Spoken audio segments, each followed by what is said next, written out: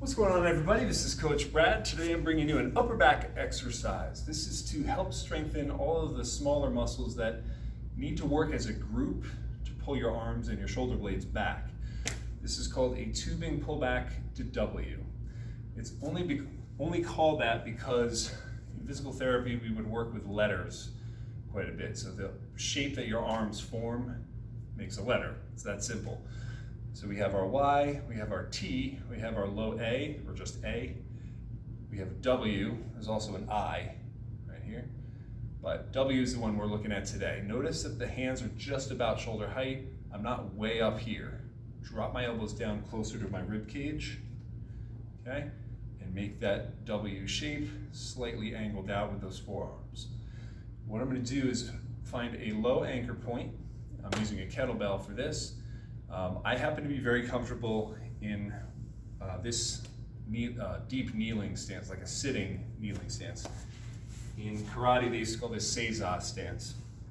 So I can just sit on my heels. If that's not comfortable for you, don't even worry about it. You can come up to tall kneeling and you'll be in this position. So you start with your arms out in front of you, nice and level with the shoulders and hips. And you're gonna draw your elbows down and try to rotate your forearms back. Focus on squeezing your shoulder blades, but also you don't want your, put that down for a sec, you don't want your rib cage to flare up and out. You don't want to back bend. You're not trying to use any of these muscles. So to counter that, all you've got to do is shorten the rib cage, pull the rib cage down by shortening the abdominals here. So if these abs are turned on, almost like you're doing a fraction of a crunch and you're just holding it, that's your isometric tension in the abs. That'll keep you from back bending. It won't allow the rib cage to flare up and out, and you'll get a much better squeeze and much better activation of these smaller upper back muscles. Cool, cool. Okay, so we're here. Drop elbows down, wrist back, slowly forward. When your arms are completely straight in front of you, you should still have some tension, right? That's slack, right? See them dangling. Right there is where my tension starts to pick up. I am using the lightest band that I have.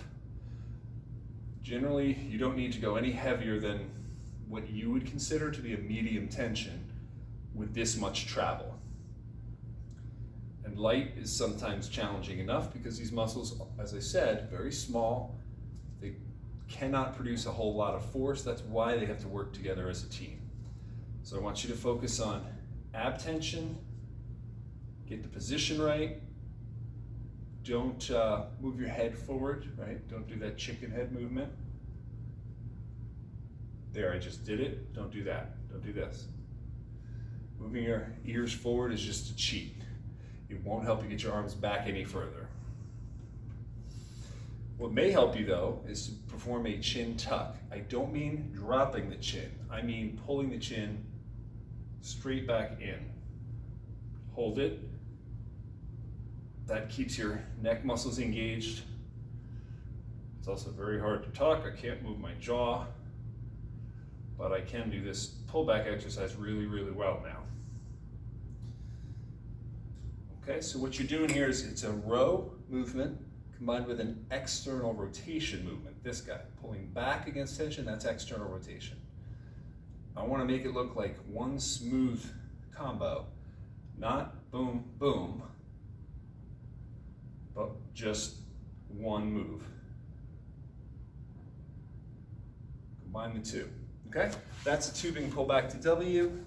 From the front, it looks something like that. Okay? Guys, try this out. If you've found a weakness in your upper back where you just don't train upper back enough, this would be a great one for you to try. It is harder than it looks. Do it really well. It's harder than it looks. Plus, you need to train the back a bit to help balance out too much work in the chest and the shoulders. You can't work just the front side. You got to work the back side too. Okay, try this one out. Let me know what you think in the comments below. Please like and subscribe. And thanks for watching. I'll see you in the next video.